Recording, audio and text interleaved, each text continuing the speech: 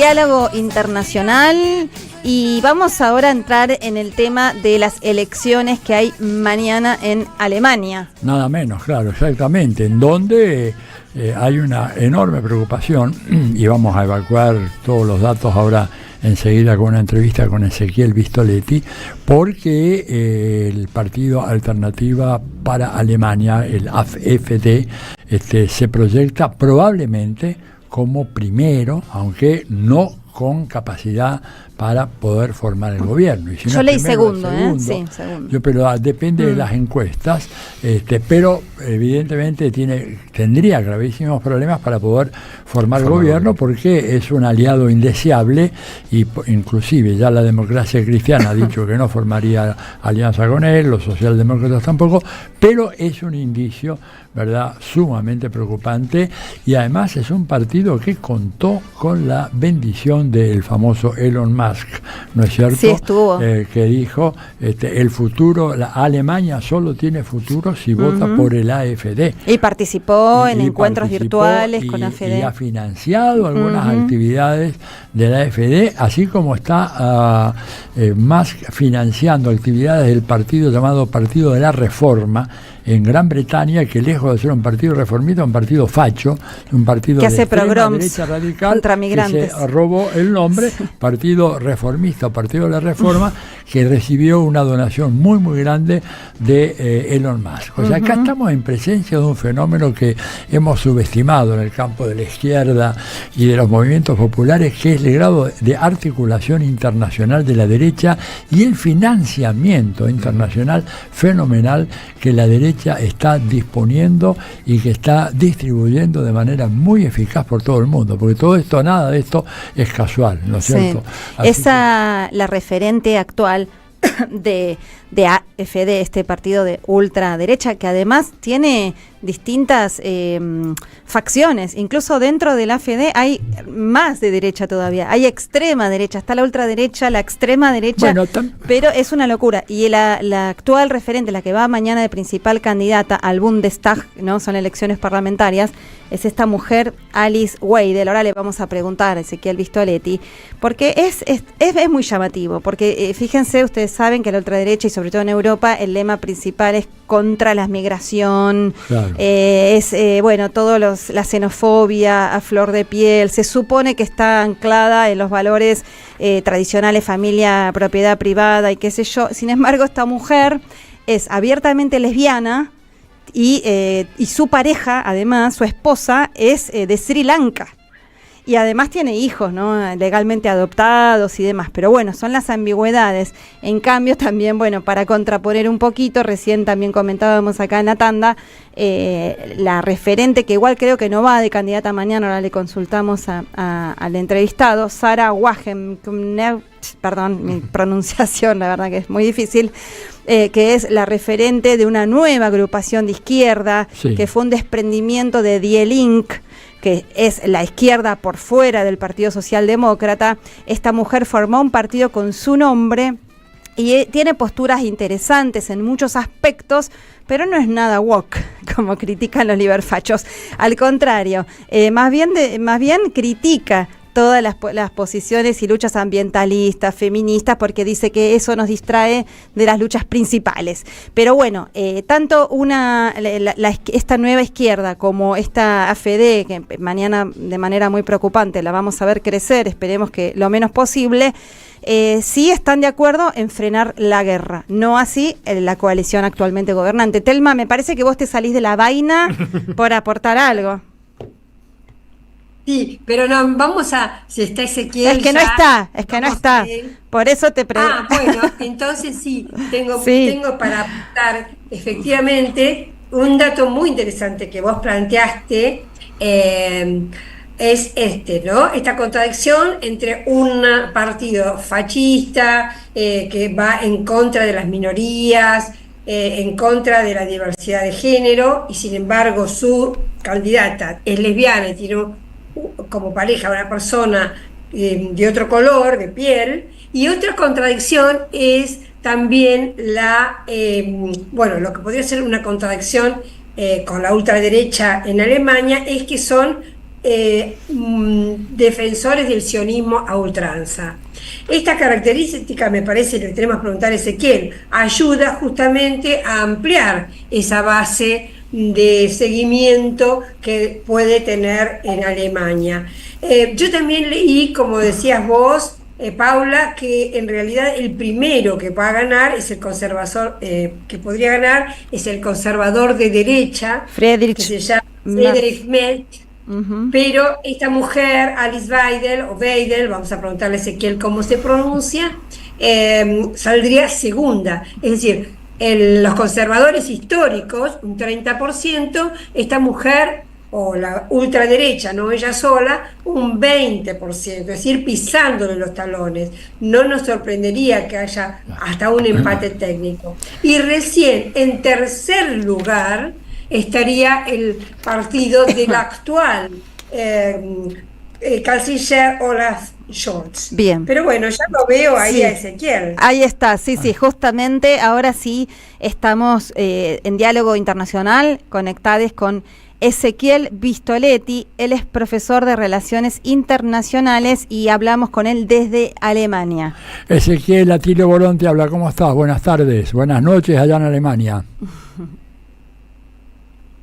¿Qué tal todos por ahí? Perdón por la demora, redondeaba la transmisión en mi canal de YouTube recién, por eso la aparición un poquito tardía. Deciles a nuestros oyentes cómo se llama tu canal de YouTube, así te pueden seguir.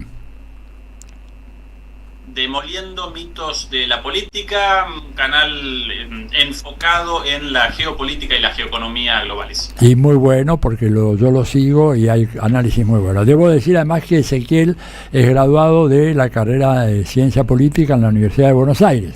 Fue uno de mis mejores alumnos. Así que Ezequiel, un gustazo retomar contacto contigo. Un placer para mí como siempre y un saludo a Telma naturalmente por ahí también. Contanos, ¿qué nos puede deparar mañana Alemania? Bueno, un poquito sobre el contexto primero, tal sí. vez. Acá las elecciones, Atilio, Telma, por lo general no generan mucha disrupción de el común de la vida pública en Alemania.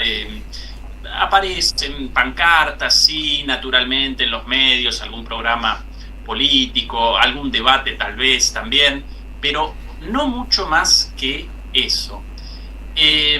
Esta elección, además, está caracterizada por la falta total y absoluta de publicidad, de divulgación. No aparece casi nada en la calle.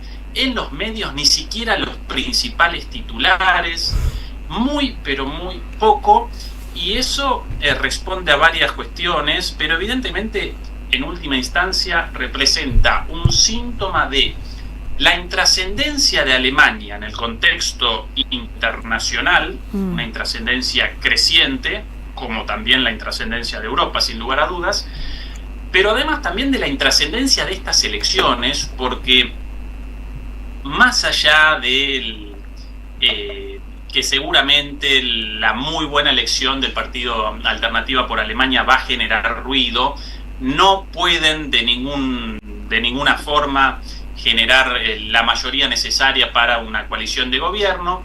Por ende, más allá de esto, el cambio de un gobierno en una coalición conocida como el semáforo entre la socialdemocracia, los liberales y los verdes, a una coalición encabezada por la democracia cristiana, presumiblemente también con los socialdemócratas, quizás con alguien más, no va a determinar absolutamente ningún cambio de nada. Por ende, esto aparece casi como un trámite y ni siquiera presenciamos en la calle grandes movilizaciones o una campaña muy fuerte, incluso en términos alemanes. Sí aparecen en la calle las consecuencias de la desastrosa situación de Alemania y su creciente deterioro. El día de ayer y antes de ayer, tercera jornada de paros, por ejemplo aquí en Berlín, del transporte público. Jueves y viernes, hoy sábado, sí, así que ayer y antes de ayer, jueves y viernes, todo el transporte público parado. en una tercera jornada después de 2 semanas de huelgas también. El viernes de la semana anterior también todo parado, el viernes de la semana anterior a esa también. Es el día a día. ¿Por reclamos salariales, Ezequiel? Acá en la calle de la situación. Sí, claro, naturalmente. Por la inflación muy fuerte. Estas últimas 3 semanas comenzó una inflación acá casi comparable a la sufrida poco después del inicio de la guerra. Recuerden que con el inicio de la guerra, el precio del gas y del petróleo protagonizaron una subida muy fuerte, también el de los alimentos, por la enorme cantidad de alimentos y de granos producidos tanto por Rusia como por Ucrania. Ucrania ya no podía realizar las exportaciones por la guerra, naturalmente, y Rusia ya no podía realizar las exportaciones de grano y de fertilizante por las sanciones impuestas por Europa y por Estados Unidos. Por lo menos no podían hacia este lado del mundo, sí las realizaban hacia otros lugares sin ningún problema. Bueno, eso en su momento generó un aumento de los precios tremendo, esa combinación del aumento del precio de los combustibles y de los alimentos. Después desaceleró la inflación, los salarios nunca acompañaron esto, y ahora un nuevo pico en estas últimas semanas tremendo, y los salarios aparecen totalmente desfasados.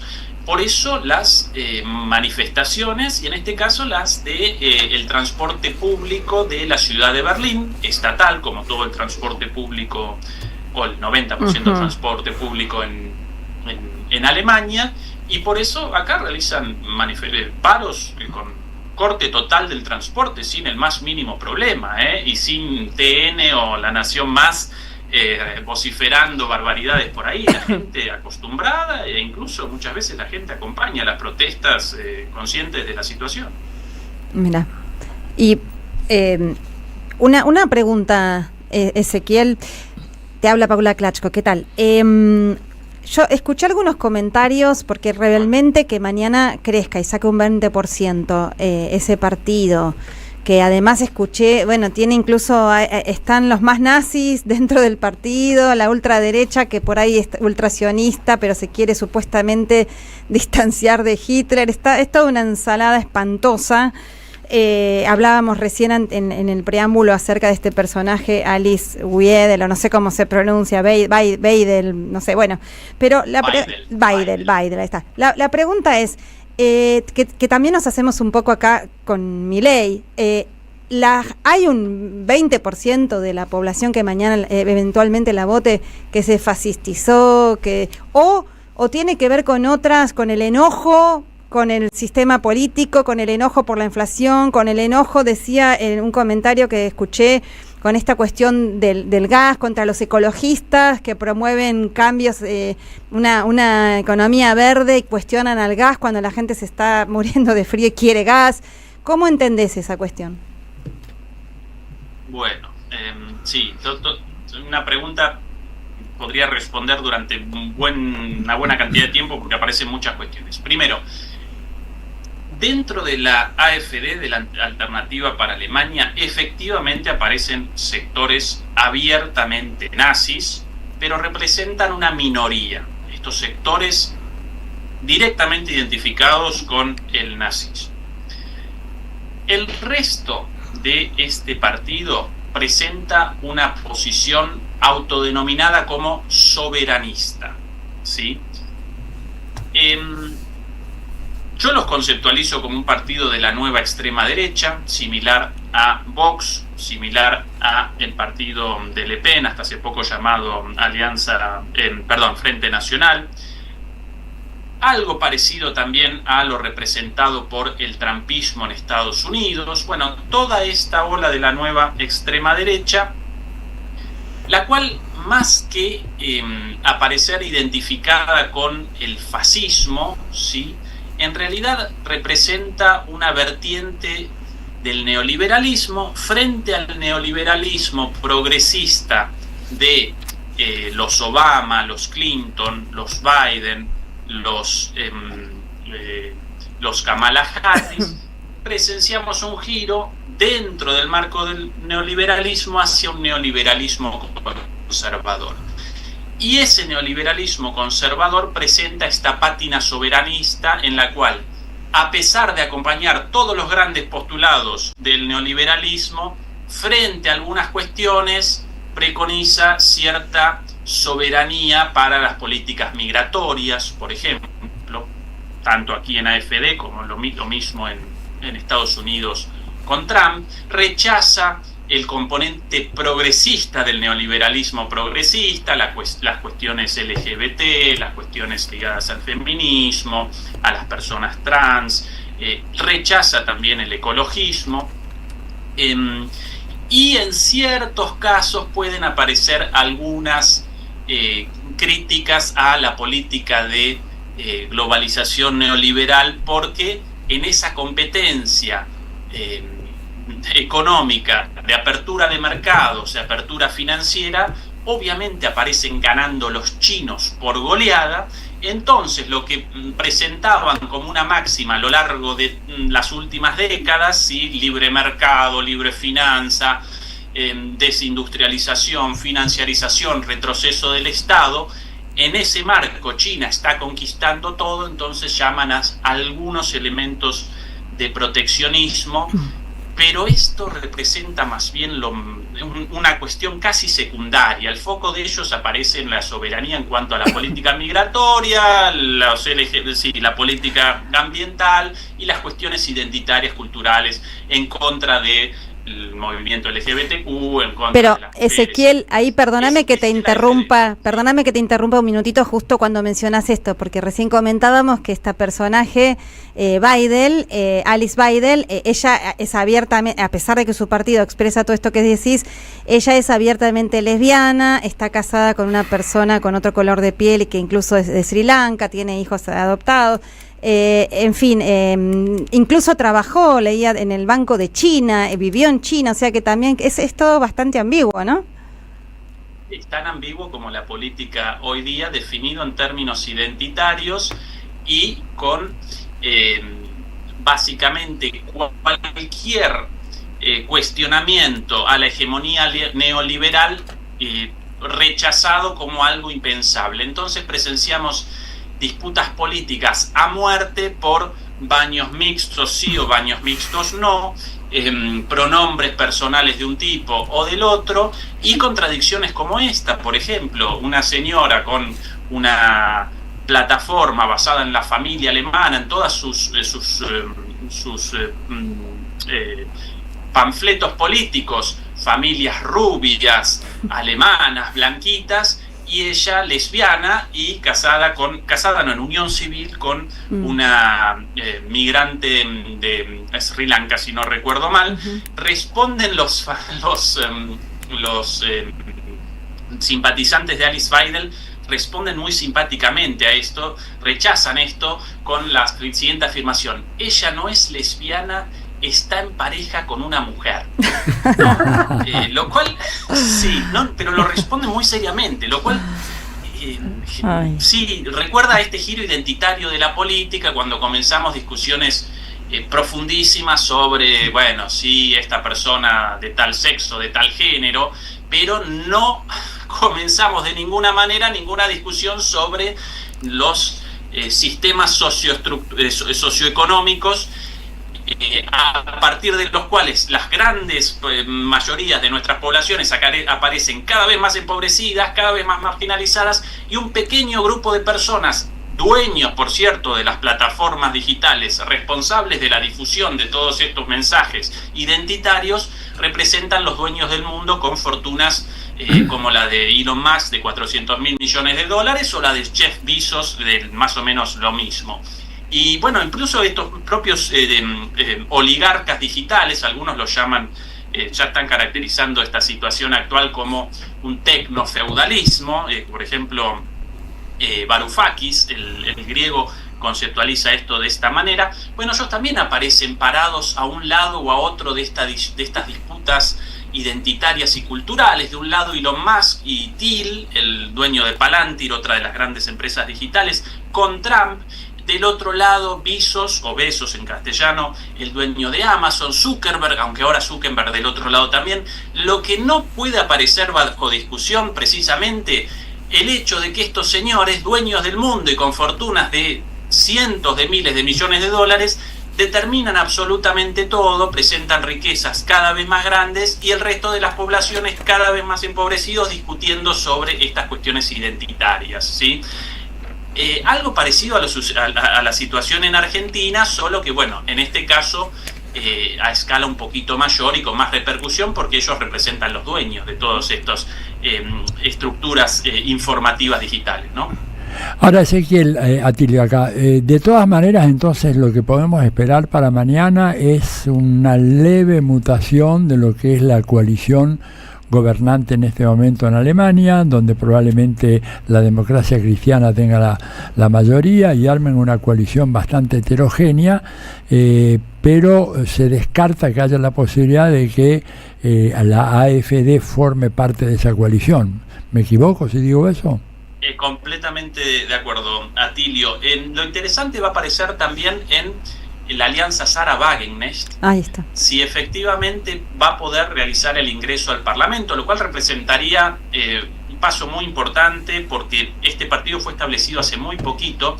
Este partido desciende de la izquierda tradicional, del partido Die Linke, pero con una plataforma antiguerra y contraria también al giro identitario y culturalista de la izquierda convencional, ¿sí? Entonces también rechaza la política migratoria abierta, ¿sí?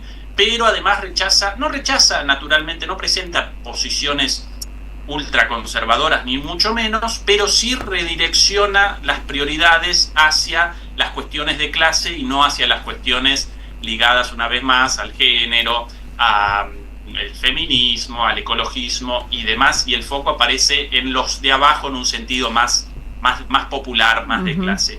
Si realiza el ingreso al Parlamento por encima del 5% del piso mínimo, acá la Constitución establece que por menos del 5% los partidos carecen de representación, en ese caso aparecería como el primer partido ingresando al Parlamento poco después de su creación. Esto no pudo ningún partido político en la historia de Alemania. Siempre pueden recién después de varias elecciones realizar el ingreso al Parlamento. Generarían un 5%, aparecería la izquierda convencional más o menos en un porcentaje parecido, un poquito más arriba. La AfD, según las encuestas, alrededor del 20%, pero posiblemente más. Y entonces van a concatenar una fuerza de alianza en el poder con Merz, con la misma política que Scholz hasta ahora, pero con algún pequeño giro hacia el conservadurismo, y una alianza con la socialdemocracia en segunda instancia. Eso vamos a presenciar casi con seguridad mañana.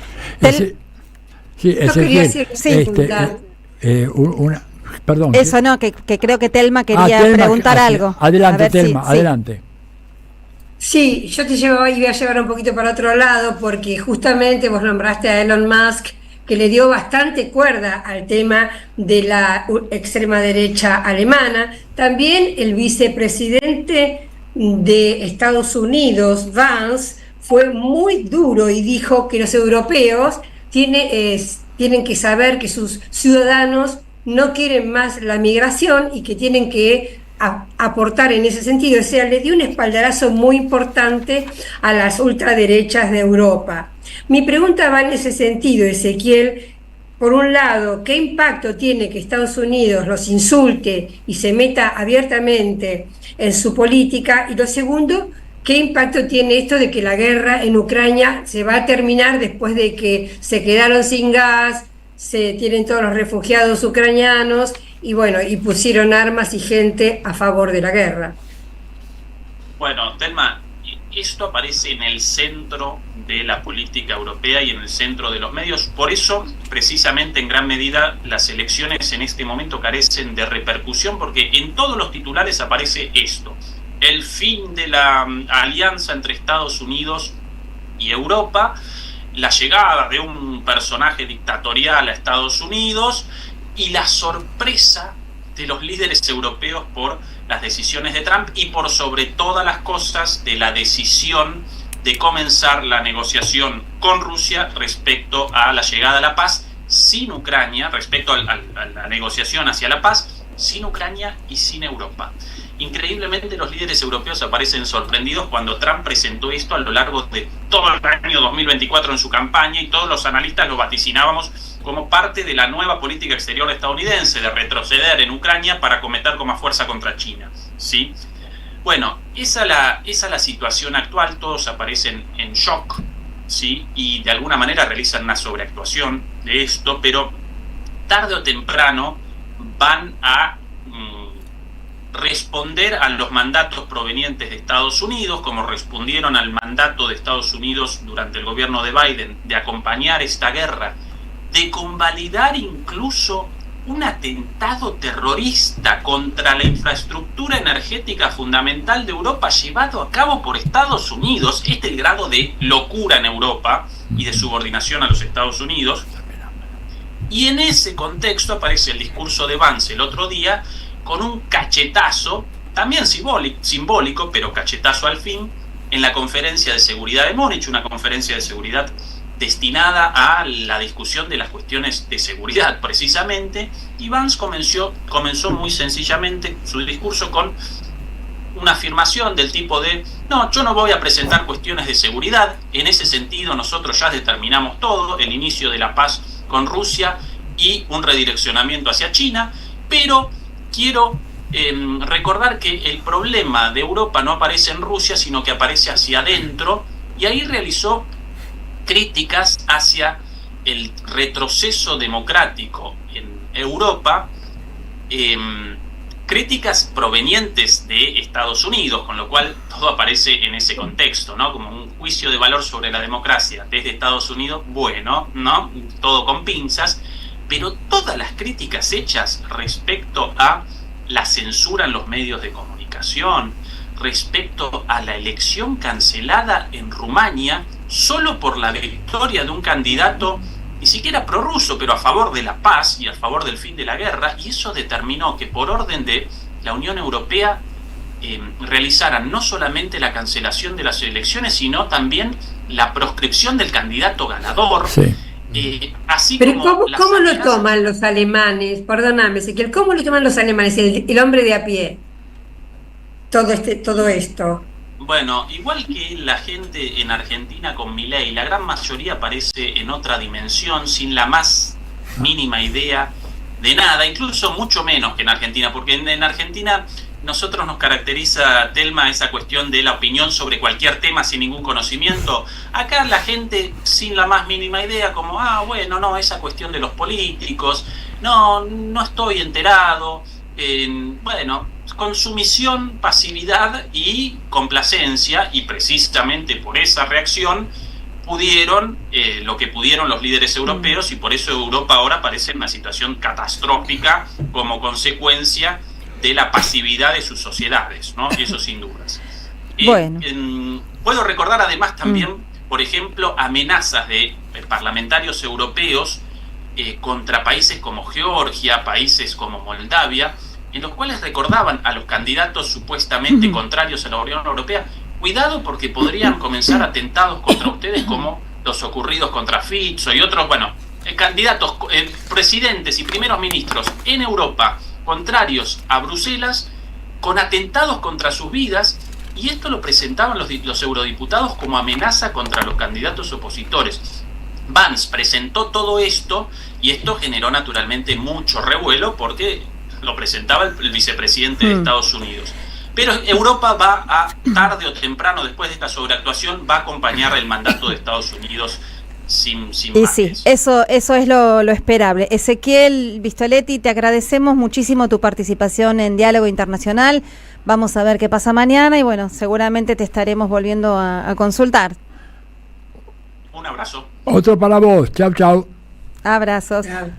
Bueno, y en Diálogo Internacional vamos a una tanda y enseguida volvemos. Diálogo Internacional. Atilio Borón y un gran equipo analizan la cuestión latinoamericana en primera persona. Diálogo Internacional. Los sábados a las 18 en AM 530. Somos Radio. Somos